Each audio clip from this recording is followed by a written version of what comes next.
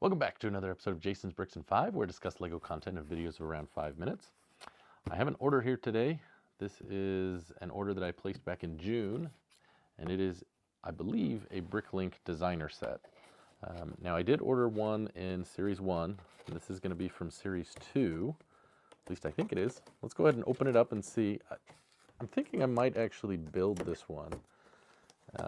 I don't know where I'm going to put it. I don't really have room within my city or anywhere, but I'm kind of sick of buying sets and not building them. So if it is what I think it is, and it is, I think we'll just build it. Got an ad for Piece by Piece, the Pharrell Williams show, Lego movie.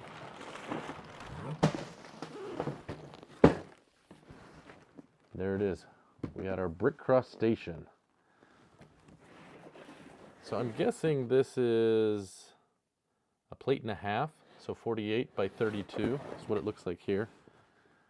I like this removable roof, and is that like a little lounge or a restaurant? Kind of excited. I think I'm going to build it. Maybe I'll figure out where I'm going to put it. So maybe we'll do that.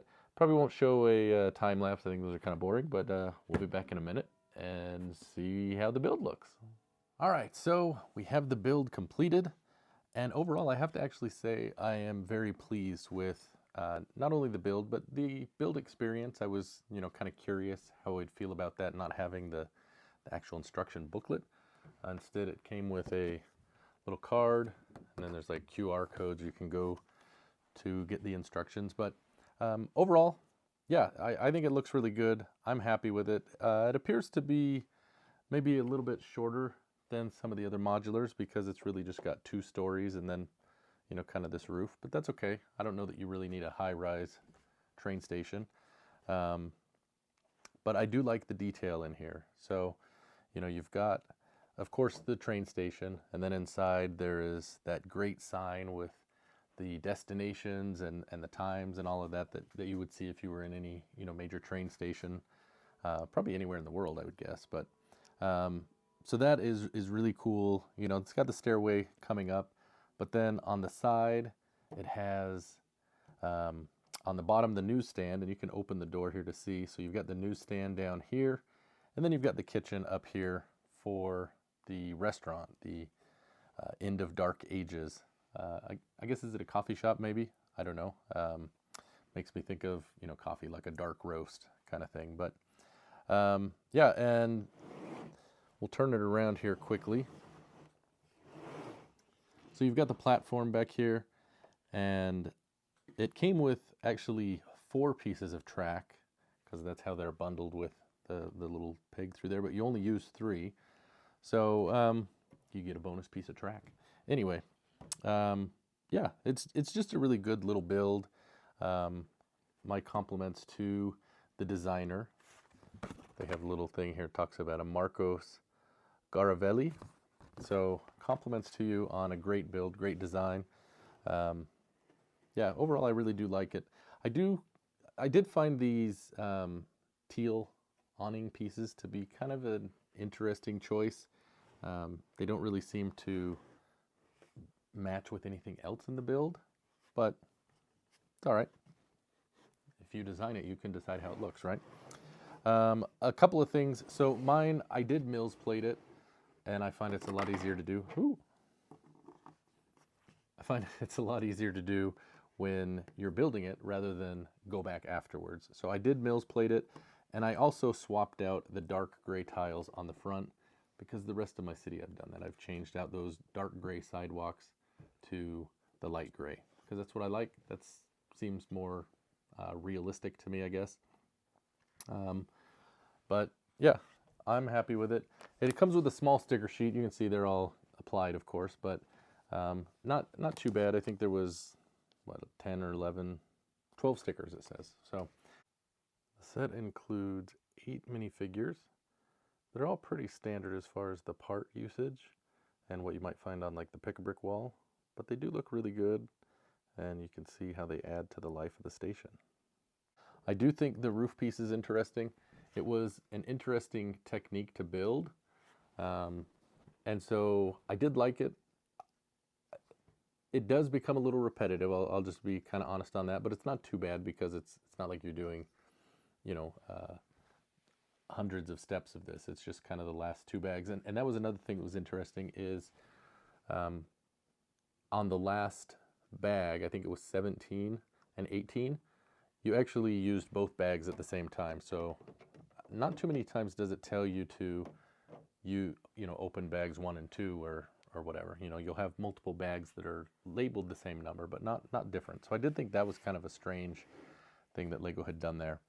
But I do like this technique with this door opening so you can access the building, because it's not completely modular on that side, but it does have the modular functionality over here to take that top part off. So kind of an interesting choice to use a few different ways to access that. And then of course the top is, you know, like I said, it's not clipped into place in any way. It's just kind of sitting in there, and gravity holds it in place. One thing that I did find very interesting, there were steps quite a ways in. I think it was like step 7, 51, and 52 or something like that, where in mine it actually showed the pieces for step 752 or whatever the number is applied in step 751. And so then you go to the next page, you know, the next picture down, and the images are pointing to adding the piece that was shown in the one above. So you know, I was able to figure it out. It wasn't anything that stopped me from doing the build, but I could see people being confused by that. So yeah, that was interesting. And that was actually towards the end. It was when I was building this roof piece. So if you do decide to build it and they haven't updated the instructions, you can look at that. I actually did message them, and we'll see what they do. But there's a lot of great little details in here, you know, things you would expect to find. There's, you know, like I mentioned, the destination board inside, but there's also, you know, the map outside, the bench out here. There is the rat with cheese down underneath the track, which is kind of a fun thing, especially for those that have been to, you know, big cities like New York and whatnot. The little cafe area is a lot of fun with, you know, the little vine that goes around. I like that. I also really like the newsstand. Just a really good little build, and overall I'd have to say I am really happy with it. So that is, I guess, my build and review of the first Bricklink Designer program that I have built. Can't say bought, because I have 2 from Series 1. I just haven't built them because I don't have room. Not that I have room for this, but and I guess this will be the last modular. You can see that it is the dimensions, and it's got the pinholes, so maybe it'll be rare and valuable, or not. So yeah, so we'll go ahead and put this in the city. You can see where it is. I think what I'm going to do is I'm going to take the Disney train station out and put it there. We'll see. Hopefully it looks okay. That'll be probably a little bit of a trick to get back there, but we'll do that and go from there. All right, so there is that Disney station we are going to pull out, and we will put it there and see how it looks. So there it is. You can see that it is quite a bit shorter than the 3-story modulars. I think it's okay. All right, so there you have it. That's going to do it for my haul and review of the Lego Bricklink Designer Brickcross station. Special thanks to me for sponsoring this video and providing this paid-for set. But no, I've enjoyed this. I think the Bricklink Designer program certainly has some positives. I know there's different feelings people have about it, but for my first experience, I have to say I'm actually overall pretty happy with it. You know, after, I think this was like $289. I think after taxes it came to just about $300 US for me. And you know, it seems probably about in line with what you would expect for a Lego, you know, modular style building. So that's going to do it. Thanks for watching, and we'll see you next time on another episode of Jason's Bricks in 5. Happy building!